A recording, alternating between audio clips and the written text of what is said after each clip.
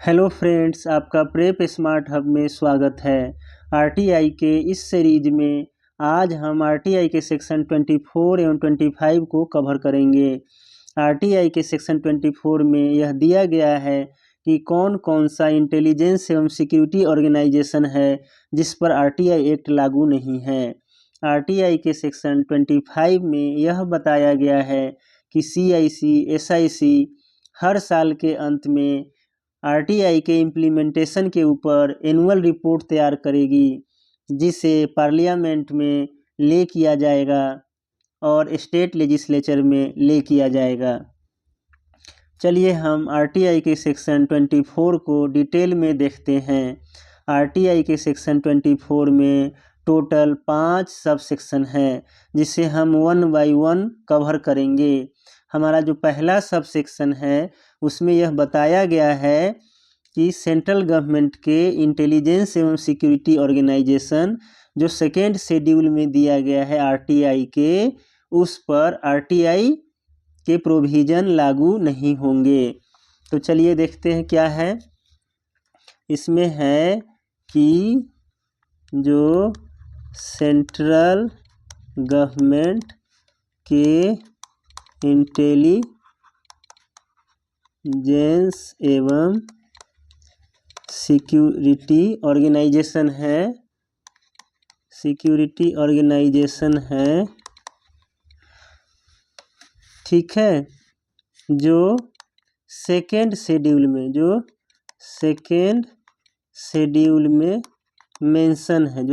Schedule में mention है, उस पर आरटीआई एक्ट लागू नहीं होगा।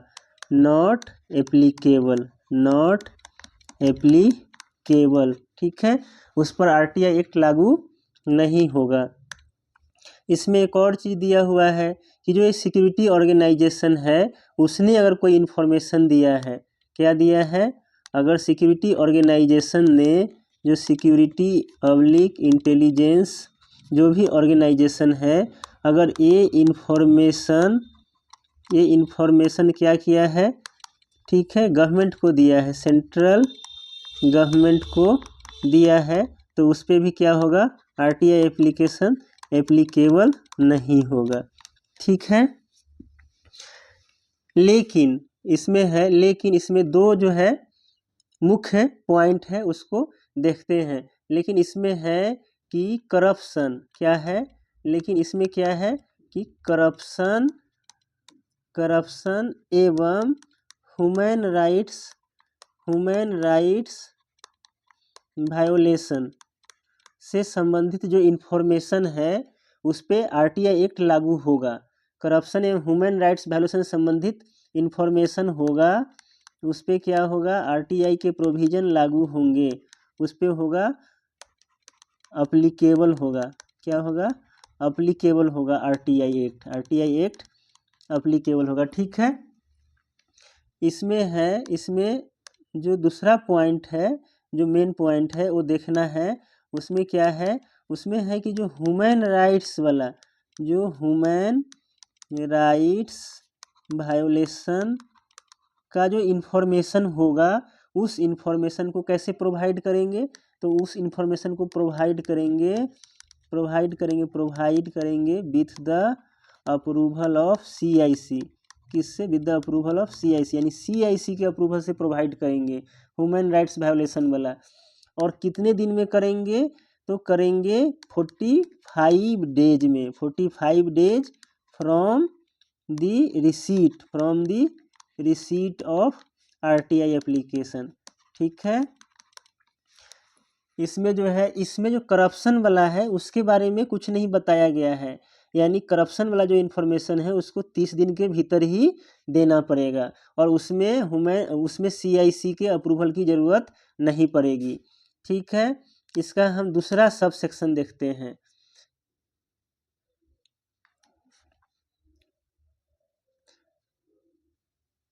इसका जो दूसरा सब सेक्शन है उसमें यह बताया गया है कि जो सेकेंड शेड्यूल है उसमें जो अमेंडमेंट है वो कौन करेगी, तो सेंट्रल गवर्नमेंट करेगी। तो यहाँ दिया हुआ है कि जो सेंट्रल गवर्नमेंट है, क्या है, सेंट्रल गवर्नमेंट है, उसके पास क्या है, पावर है क्या करने का, अमेंड करने का, किसको अमेंड करने का, सेकेंड शेड्यूल को। आरटीआई का जो सेकेंड शेड्यूल है जिसमें सिक्योरिटी और इंटेलिजेंस ऑर्गेनाइजेशन दिया हुआ है उसको अमेंड करने का पावर सेंट्रल गवर्नमेंट को है।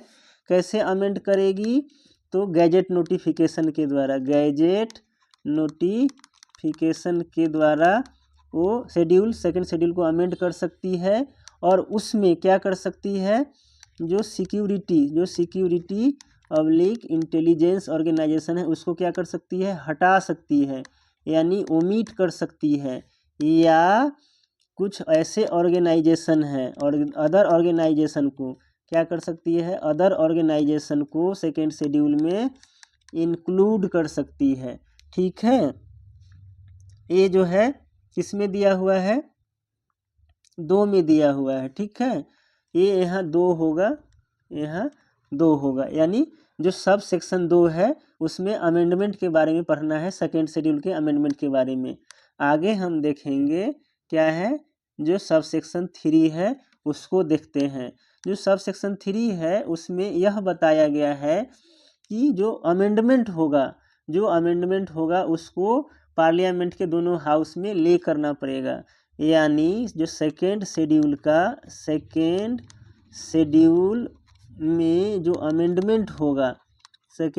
में जो अमेंडमेंट होगा उसको क्या करना पड़ेगा, तो क्या है, ईच हाउस ऑफ पार्लियामेंट में ले करना पड़ेगा, पार्लियामेंट में क्या करना पड़ेगा, ले करना पड़ेगा। ठीक है, एक इसमें दिया हुआ है सब सेक्शन 3 में।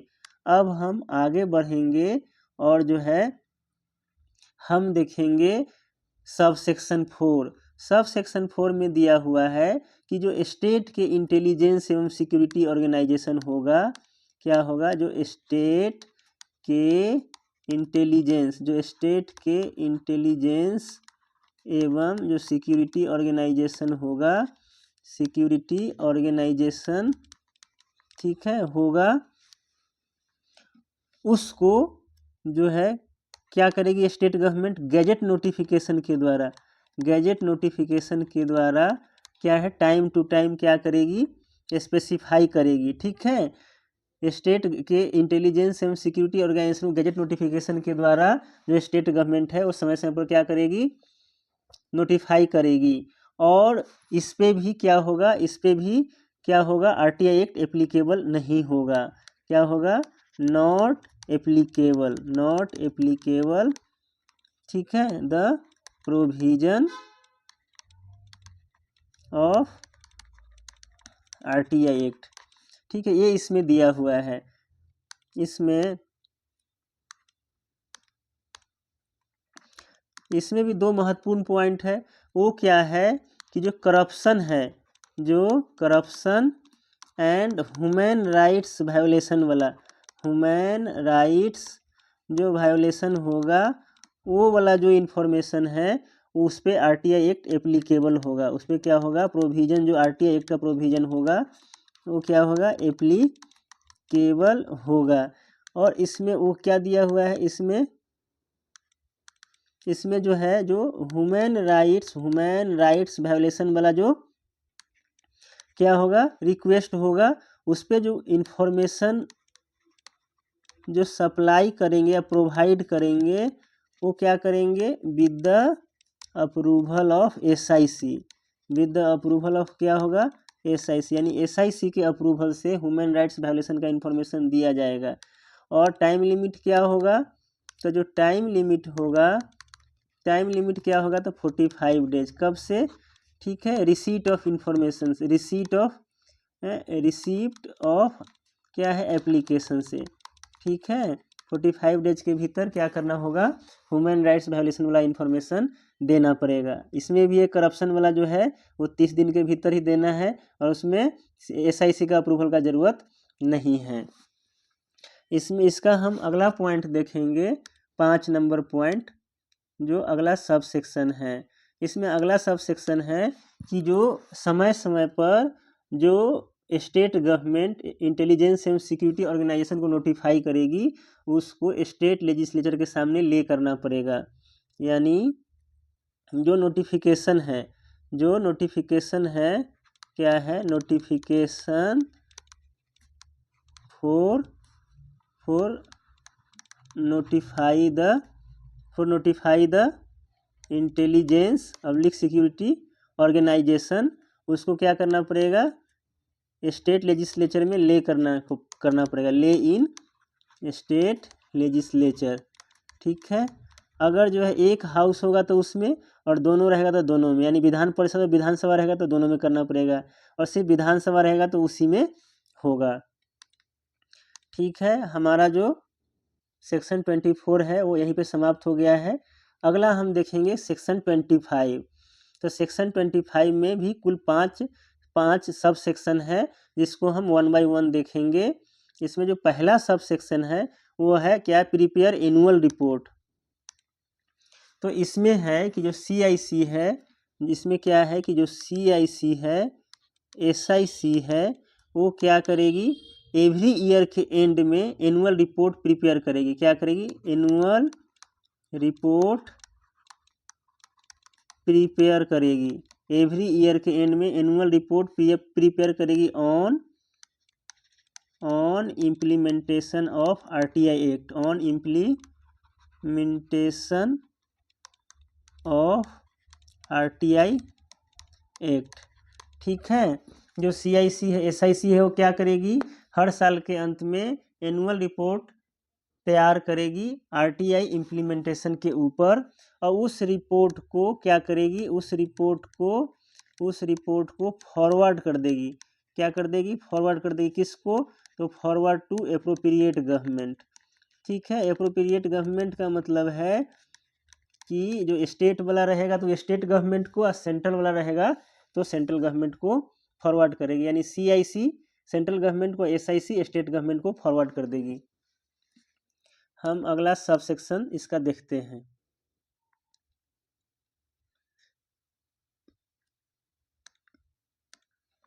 इसका जो अगला सब सेक्शन है उसमें है कि जो मिनिस्ट्री और डिपार्टमेंट होगा, जो ईच मिनिस्ट्री और डिपार्टमेंट होगा, वो CIC SIC को क्या करेगी, जो रिक्यूजिट इन्फॉर्मेशन है वो प्रोवाइड करेगी एनुअल रिपोर्ट तैयार करने में। तो क्या होगा, जो ईच मिनिस्ट्री ऑब्लिक जो डिपार्टमेंट होगा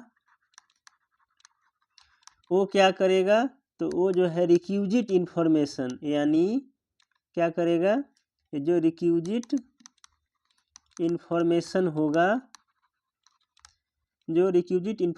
होगा वो क्या करेगा, CIC को SIC को प्रोवाइड करेगा किस पर्पज से, तो फॉर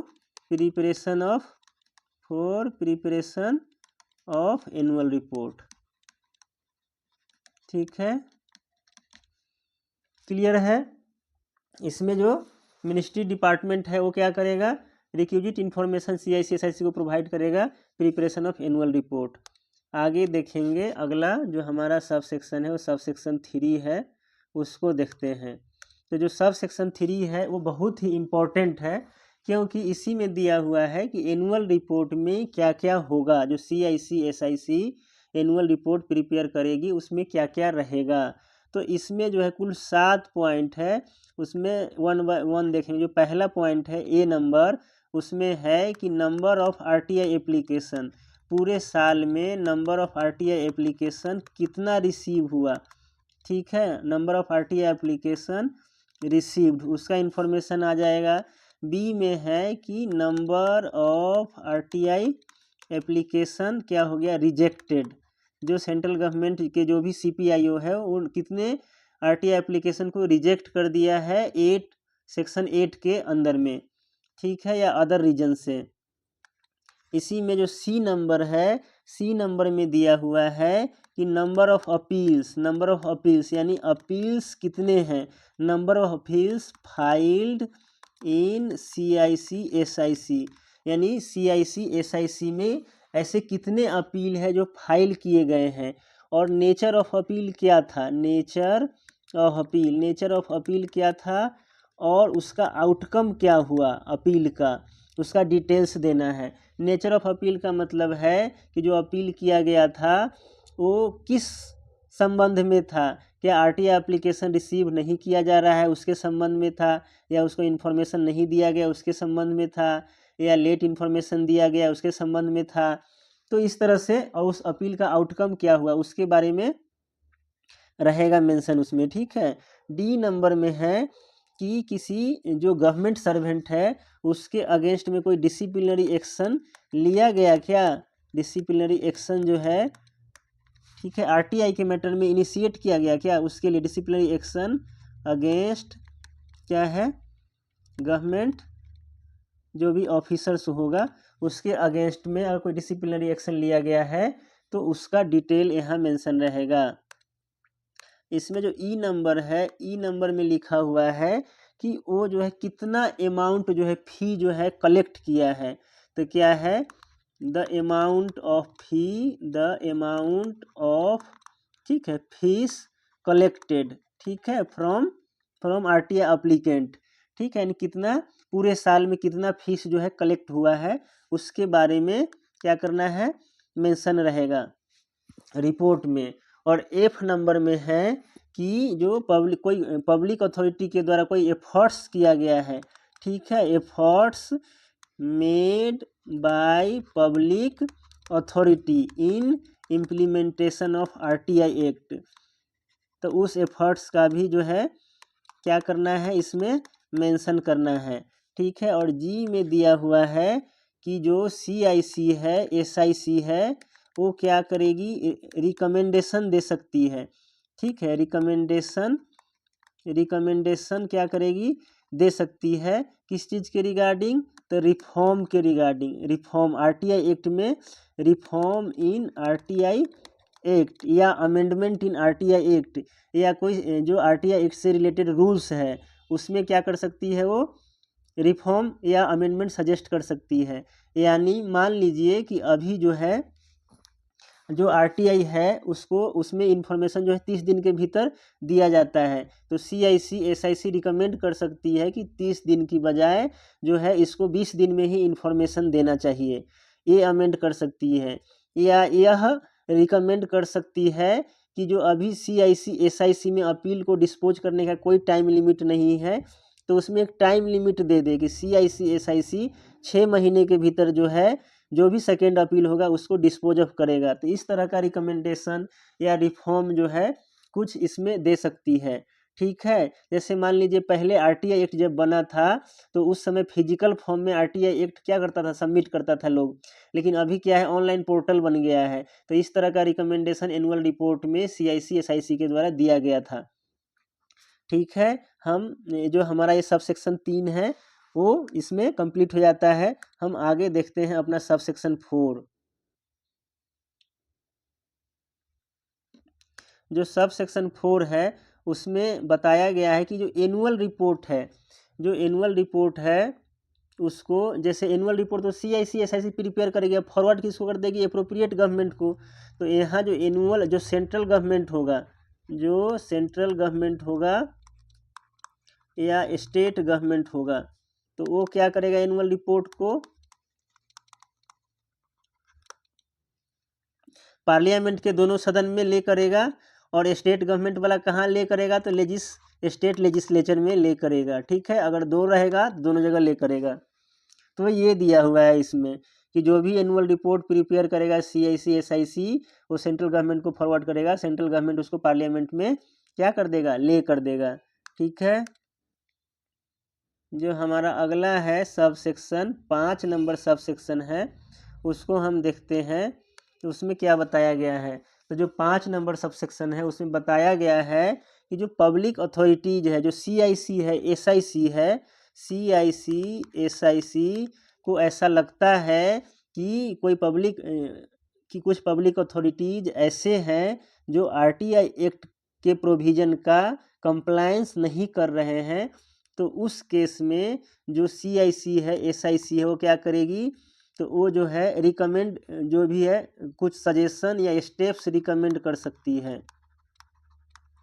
क्या करेगी, रिकमेंडेशन दे सकती है, रिकमेंडेशन दे सकती है किसको, पब्लिक अथॉरिटी को, किस चीज़ के लिए? तो आरटीआई एक्ट के कंप्लायंस के लिए। जो कंप्लायंस नहीं कर रहा है उस पब्लिक अथॉरिटी को कंप्लायंस के लिए रिकमेंडेशन दे सकती है। ठीक है, रिकमेंडेशन में क्या दे सकती है? मान लीजिए जो पब्लिक अथॉरिटी के अंदर सीपीआईओ है, एग्जाम्पल में देख लीजिए, देख लेते हैं, एग्जाम्पल में देख लेते हैं।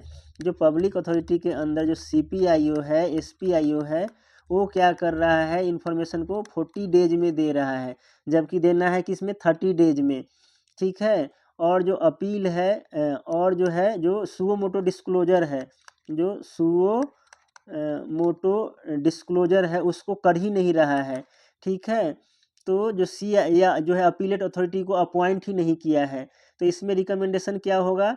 वो जो है सीआईसी एसआईसी रिकमेंड कर सकती है कि आपको 30 दिन के भीतर इन्फॉर्मेशन को देना है और सुओ मोटो डिस्क्लोजर करना है और फर्स्ट अपीलेट अथॉरिटी को अपॉइंट करना है, वगैरह वगैरह जो भी ज़रूरत होगा उस तरह से वो रिकमेंड कर सकती है।